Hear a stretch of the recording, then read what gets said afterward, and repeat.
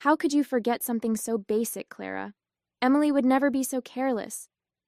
Beatrice's sharp tone cut through the soft hum of the kitchen fan, her words wrapping around me like a noose. I paused mid-stir, gripping the wooden spoon tighter as my chest tightened. The pot of soup simmered on the stove, its aroma filling the air, but all I could smell was the bitterness in her words.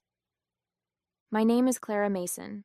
I'm 32, a nurse, and for the past 3 weeks, the caregiver to my recovering mother-in-law. When Beatrice had surgery last month, I moved into her house, balancing my shifts at the hospital with endless nights by her side. I wanted to help, not out of obligation, but because it felt like the right thing to do. I hoped it might soften the years of cold distance between us. But no matter how much I tried, it seemed my efforts were always invisible, overshadowed by Emily, her perfect daughter, who breezed in once a week, smiling for the camera before leaving just as quickly. I didn't know how to respond. My throat felt dry, and the words I wanted to say caught like thorns in my chest. Beatrice turned back to the table, muttering something under her breath, her disapproval settling over the room like a heavy fog. Emily, of course, was nowhere to be found. She was already running late for her weekly appearance. And yet, Beatrice spoke of her as if she were the one standing here, ladle in hand, taking care of her every need. Careless. That word felt like a knife twisting in my stomach. I had given up everything for the past 3 weeks, canceled plans, traded shifts, even missed my anniversary dinner with Ben, all to be here. And for what? To be labeled careless because I hadn't added enough salt to the soup? Meanwhile, Emily could float in for an hour, snap a selfie by Beatrice's bedside, and walk out with all the credit. I stared into the pot, my hand trembling slightly as I stirred. Anger began to simmer, bubbling just below the surface. It wasn't just Beatrice's words. It was the smugness Emily exuded in every moment of her carefully orchestrated visits. She knew exactly how to frame herself as the devoted daughter, and she knew I wouldn't fight back. At least not until now. Just as I opened my mouth to defend myself, the front door creaked open, and Emily strolled in, her heels clicking against the hardwood floor. "Smells good in here," she chirped, holding a bouquet of flowers in one hand and her phone in the other, as though she'd just dropped by to brighten everyone's day. She glanced at me briefly, her smile lingering a second too long, then turned her attention to Beatrice. "How's my favorite patient today?" she cooed, leaning down to kiss her mother on the cheek. Beatrice's face lit up, her earlier frustration with me vanishing like a puff of smoke. "Emily, sweetheart, you're just in time. I was telling Clara how important it is to pay attention to the little things." Not that she'd understand, she added with a pointed glance in my direction. Emily set the flowers on the counter and let out a soft laugh. "Oh, Mom, I'm sure Clara's doing her best," she said, her voice syrupy sweet. She turned to me, her expression unreadable. "Don't worry, Clara. Taking care of Mom isn't easy. I've been learning that myself." I clenched my jaw, the words hanging on the tip of my tongue, begging to be said. But Emily was already moving, pulling her phone out for what I knew was coming next. She posed next to Beatrice, leaning in with a radiant smile as her camera clicked. "Just want to capture these precious moments," she said, her voice light, as if she hadn't just stolen the spotlight from everything I'd been working tirelessly to hold together. As Emily scrolled through her phone, probably selecting the best filter to enhance her devoted daughter persona, Beatrice sighed contentedly. "It's so nice to have both my girls here," she said, her gaze lingering on Emily. Though I'll admit, Emily always knows just how to make me feel special. My grip tightened on the ladle, the weight of her words pressing down on me. Both her girls? Special? I had spent the last 3 nights waking up every 2 hours to help Beatrice shift positions, prepare her medication, and ensure she was comfortable. Meanwhile, Emily's contribution amounted to curated snapshots and vague reassurances that she was always thinking of Mom. "Mom," Emily began, her tone casually breezy, "I was actually thinking of bringing you that herbal tea you love next week. You know, the one from that little shop downtown? It's just been so busy at work, but I'll make time. Oh, Emily, that sounds wonderful, Beatrice exclaimed, her eyes practically glowing with pride. You're always so thoughtful. I couldn't stop myself this time. Thoughtful? I blurted, my voice sharper than I intended. Both Beatrice and Emily turned to me, Beatrice's brows knitting together in confusion. She drops by once a week to take a few photos and then disappears. I've been here every single day, doing everything I can to make sure you're comfortable.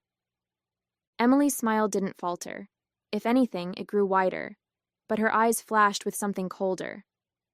Clara, she said, her voice calm and measured, I didn't realize this was a competition.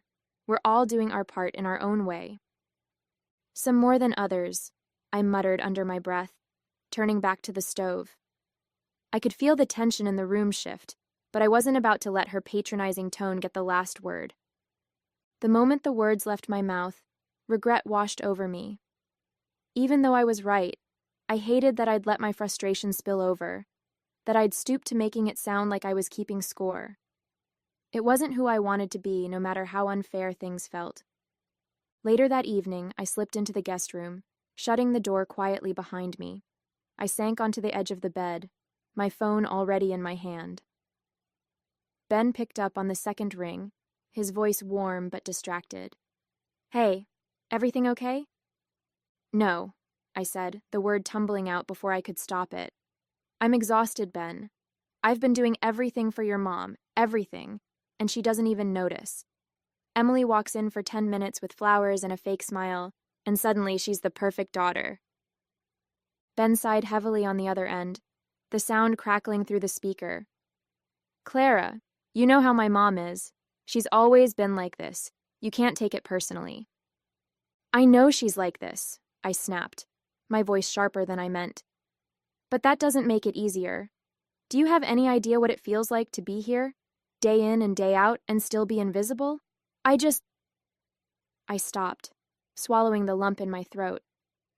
I just needed you to understand. Ben's voice softened, a hint of concern cutting through his usual practicality. Clara, maybe it's time to take a break. You've done more than enough. You've done everything, honestly. Why don't you come home for a week? Let Emily step up for once. I miss you, and you need to take care of yourself, too. His words caught me off guard, the knot in my chest loosening slightly. The thought of going home, of sleeping in my own bed and being with Ben, was so tempting it almost hurt.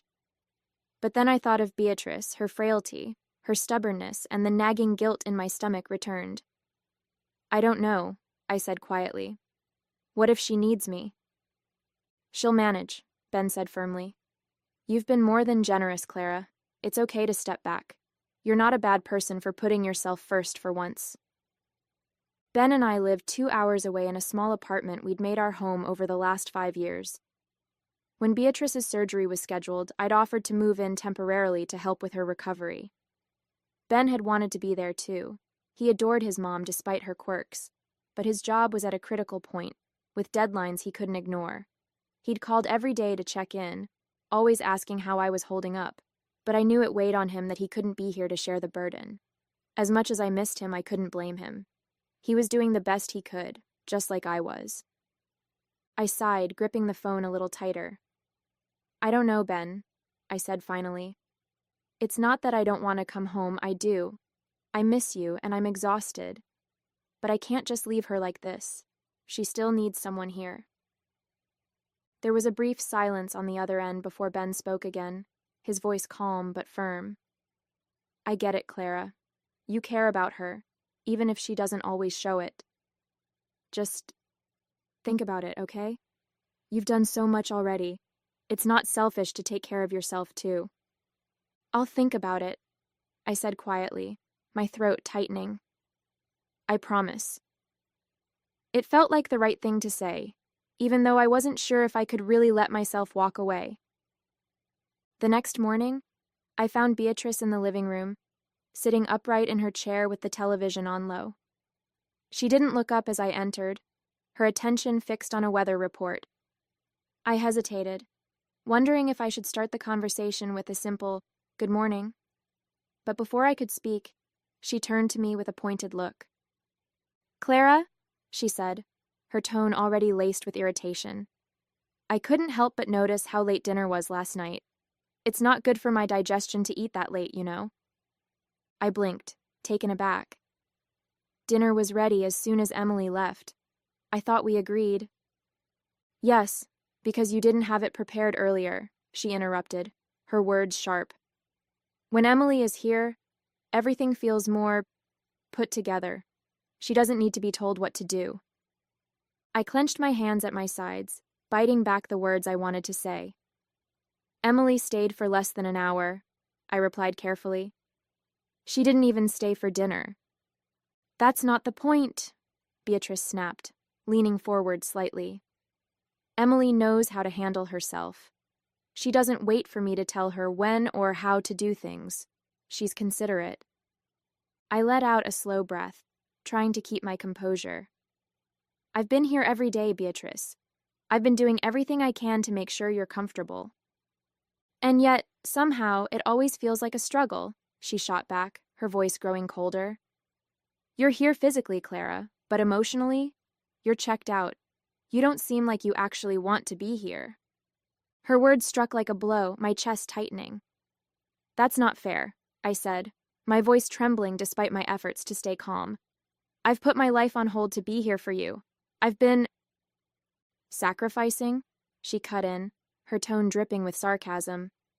"Oh, how noble of you.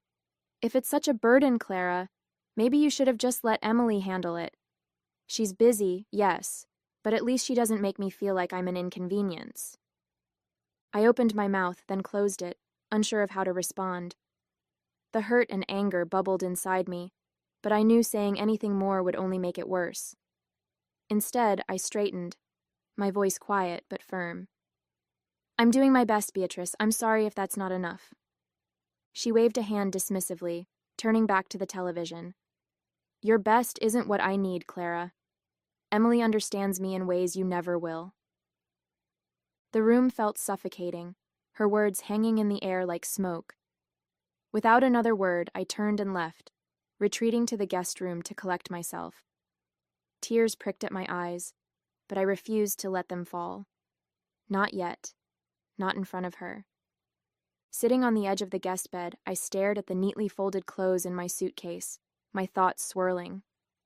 Beatrice's words replayed in my mind, each one digging deeper into the ache that had been building for weeks. No matter how much I gave, how much I tried, it was never enough. And it never would be. I picked up my phone and scrolled through my messages, landing on the last one from Ben. "You've done enough, Clara. Please come home." The words felt heavier now, but they also carried a clarity I hadn't wanted to admit before. Ben was right. I had done enough. I'd given up my time, my energy, and my peace of mind to be here, hoping it might make a difference. But nothing I did would ever compare to the pedestal Beatrice had placed Emily on. I couldn't keep sacrificing myself for someone who didn't see me, who didn't value what I was giving. I let out a shaky breath, wiping the tears that threatened to spill. It wasn't about giving up. It was about knowing when I'd reached my limit. For my own sanity, I had to stop waiting for Beatrice's approval. I had to go home. I decided to talk to Barris that afternoon. The air between us was thick, heavy with everything that had been left unsaid. My heart pounded as I stepped forward, determined to finally speak my mind. "Beatrice," I began, my voice steady but soft. "I need to talk to you." She glanced up briefly, her expression unreadable. "If this is about dinner tonight, I'd rather you focus on getting it right than wasting time chatting." My jaw tightened, but I pushed through. "No, it's not about dinner. It's about how I've been treated since I got here." Her hand froze mid-stir, and she finally looked at me, one eyebrow arched. "Oh? And how exactly have you been treated, Clara?" I took a deep breath, the words spilling out before I could second-guess myself. "I've been here every day, doing everything I can to take care of you. I've rearranged my life, missed important moments, and given you all of my energy. And yet, no matter what I do, it's never enough. You've made it clear time and time again that you don't value me, and honestly, I'm tired of being treated like I'm worthless. She set her spoon down with a deliberate clink, folding her hands in front of her. Well, she said coolly, if you're tired, Clara, no one's forcing you to stay. Frankly, Emily would do a much better job anyway. She always has. Her words stung, sharper than I'd expected, but I refused to let her see how much they hurt. Emily isn't here, Beatrice, I said, my voice firmer now. She's never here for more than an hour or two. I've been the one taking care of you. But if you think she can do better, then fine. I'm done. Beatrice didn't flinch, her expression hard as stone. Good, she said with disdain. I won't miss the complaining. At least Emily knows how to show respect. I nodded slowly, the finality of her words settling over me like a cold weight. I hope she can give you what you need, I said quietly, because I won't be back. Without waiting for her response, I turned and walked away, my chest tight but my head held high. It was over. I was done. Back in the guest room, I packed my things with quiet determination. Each folded piece of clothing felt like another weight lifted off my shoulders. Beatrice's cutting words still rang in my ears, but I shoved them aside. It was over. I was done bending myself into knots for someone who didn't value me. Once everything was packed, I sat on the edge of the bed and stared at my phone. My thumb hovered over Emily's number before I pressed call. The line rang several times before she finally picked up. What is it, Clara? Emily answered, her tone clipped and impatient. I'm kind of busy right now. I took a deep breath, refusing to let her attitude get to me. I'm leaving, I said simply. I've packed my things and I'm heading home. Beatrice needs someone here, so congratulations. You're up. What? She snapped, her voice immediately rising. Wait, what are you talking about? You can't just leave. I can, and I am, I said firmly. I've done my part, Emily. It's your turn now. She let out a high-pitched laugh, the kind that came more from disbelief than amusement. Oh, sure. Just drop everything on me, why don't you? Do you have any idea how busy I am? I can't just...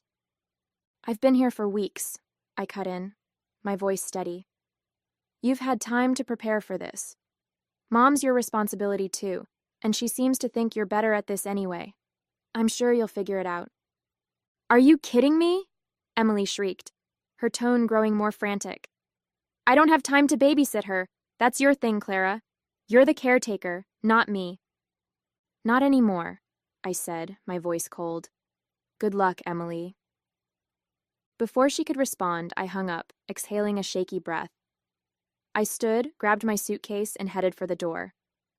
I didn't owe anyone an explanation. It was time to leave. 4 days had passed since I left, and I had tried my best not to think about what might be happening back at Beatrice's house. But when my phone buzzed late that evening, I saw her name flashing on the screen. A part of me wanted to ignore it, but curiosity, and maybe a bit of guilt, got the better of me. I picked up. Hello? I said cautiously. Clara, Beatrice's voice came through, shaky and strained. She sounded different, tired, maybe even desperate. I need to talk to you. I hesitated, unsure of what to say. Is everything okay? No, she admitted, the word heavy with frustration and something else I couldn't quite place. Emily hasn't been here since you left. She's barely answering my calls, and when she does, she has some excuse about work or being too busy. She promised me she'd be here. I bit my lip, resisting the urge to say I told you so. Instead, I stayed quiet, letting her vent. I've had to do everything on my own, Beatrice continued, her voice trembling. I can't even manage the stairs some days. I don't know what to do, Clara. I feel completely abandoned. Her words hit harder than I expected, stirring a mixture of emotions, sympathy, vindication, and a lingering ache of resentment. She had treated me like I was nothing, and now she was realizing what it meant to truly feel alone. I'm sorry to hear that, Beatrice, I said finally, my tone neutral. But I warned you this might happen. Emily's good at saying the right things, but she's never been the one to follow through. There was a long pause, and for the first time, Beatrice's voice softened. I didn't think she'd just leave me like this. I thought she cared. I stayed silent, not wanting to twist the knife. Beatrice was finally feeling the consequences of her favoritism, and while a small part of me felt justified, another part of me couldn't help but feel sorry for her. I took a deep breath, clutching the phone tightly. Beatrice, I'm sorry you're feeling this way. I wouldn't wish this on anyone, I began, my voice quiet but steady. But I can't just come back. Not right now. What do you mean, not right now? She snapped, her tone immediately sharp. I mean, I can't drop everything again to move back in, I said firmly, though my heart ached as I spoke. Beatrice, you treated me like I was nothing when I was there. I gave everything I could, and you made me feel like I didn't matter. I can't put myself through that again. Her response was immediate and furious. Oh, so now you're going to hold a grudge, are you? She yelled, her voice rising. You think you're so perfect, Clara? You think I didn't notice the mistakes you made while you were here? Don't act like you're some martyr. You've never been good enough for this family, and now you're proving it. Her words hit like a slap, but I kept my voice calm. Beatrice, I'm not saying I'm perfect. I know I made mistakes. But I tried. I gave everything I had, and you never saw that. And now, after everything, you expect me to come back as if none of that happened? She let out a bitter laugh, her tone dripping with anger. I should have known. You're just like everyone else, selfish. At least Emily would never abandon me like this. Emily already has, I said quietly, the words hanging in the air. There was a stunned silence on the other end before she exploded again. Don't you dare talk about Emily like that. She has her reasons, unlike you, who's just looking for an excuse to quit. Tears welled in my eyes, but I refused to let them fall. I'm sorry you feel that way, Beatrice, but I can't come back. Not like this. Before she could yell more, I ended the call, my hands trembling. The weight of her words sat heavy on my chest, but I knew I couldn't go back. Not now, and maybe not ever. 5 days passed, and I tried to move on, pushing the memories of Beatrice's anger to the back of my mind. I was starting to feel a sense of peace again, though it was fragile, held together by long walks and conversations with Ben. Then late in the evening, my phone buzzed. It was her. I stared at the screen for a moment, debating whether to answer. With a deep breath, I picked up. Hello? Clara? Beatrice's voice broke on the other end, shaky and filled with tears. Clara, I'm so sorry. Her sobs were raw, her words tumbling out in fragments. I don't know what to say. I've been sitting here thinking about everything, and I can't believe how awful I was to you. You didn't deserve any of it. I don't even know why I acted like that. You gave so much, and I threw it back in your face. I sat down, stunned. Beatrice, I started, but she cut me off. No, let me finish, she pleaded, her voice trembling. I've been so unfair to you, Clara. So blind. You didn't have to come here, but you did. You took care of me when no one else would. And I treated you so terribly. Her sobs deepened and my chest tightened. I regret it so much, she choked out. Emily hasn't been here in days, and now I see it.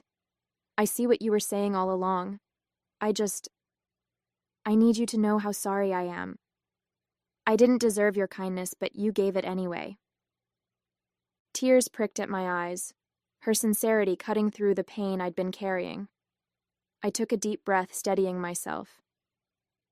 Thank you, Beatrice, I said softly. That means more than you know. I don't expect you to forgive me, she whispered, her voice cracking. But I had to tell you. I'm so sorry.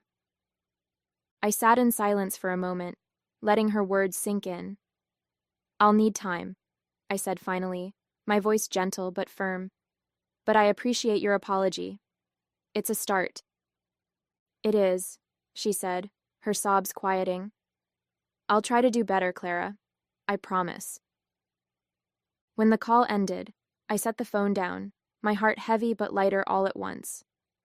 For the first time, it felt like there was a path forward, however slow it might be. After Beatrice recovered, everything was different. She treated me with kindness and gratitude, her sharp edges replaced by genuine warmth. Each visit was lighter, filled with moments of connection instead of tension. Beatrice went out of her way to show her appreciation, and while the past couldn't be erased, it no longer weighed us down. For the first time, I felt truly valued, and that made all the difference.